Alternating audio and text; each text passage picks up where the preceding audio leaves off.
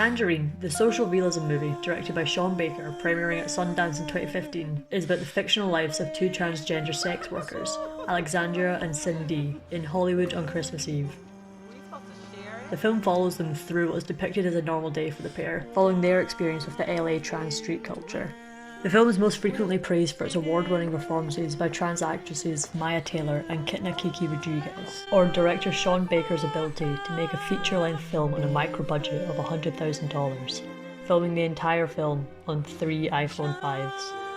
However, what this video essay will explore is the film's use of narrative and how it deviates from the classical Hollywood plot.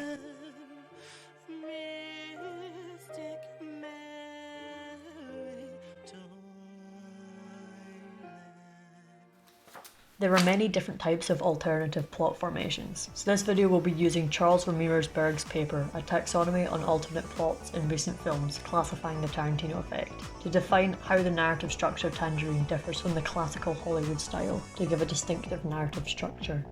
In his paper, Charles Ramirez-Berg sets out to categorise ways in which independent movies can deviate from the traditional Hollywood narrative. The traditional Hollywood narrative usually consists of a double causal structure, in which two storylines, frequently a romance and a job, quest, war or mission, each have contradictory and overlapping goals, obstacles and climaxes.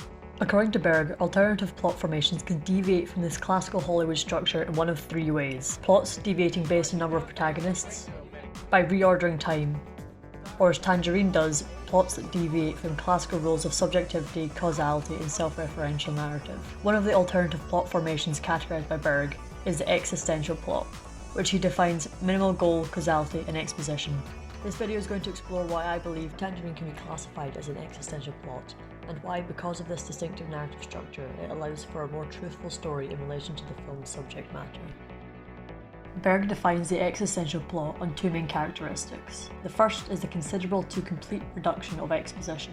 This film's exposition begins as it breaks out of the titles to the 2 main characters sitting at a cafe discussing their lives.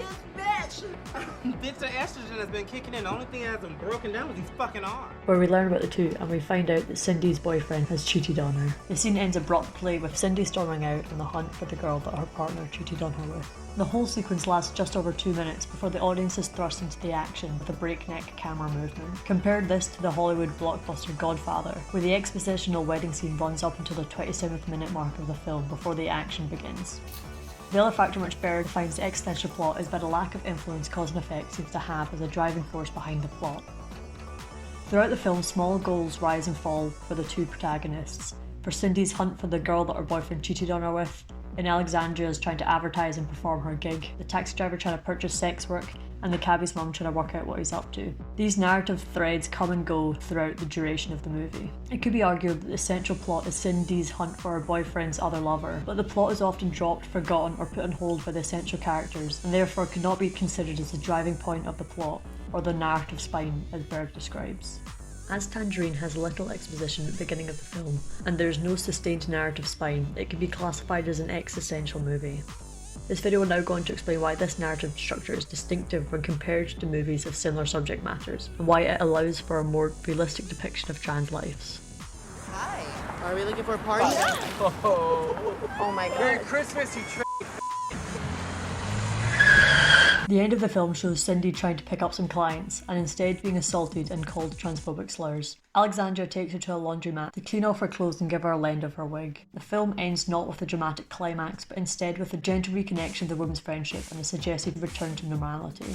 Things don't change for better or worse, they just continue.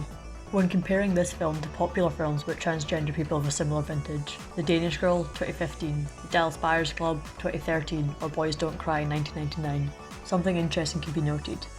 These films all follow a more traditional Hollywood style of narrative, with a double causal structure.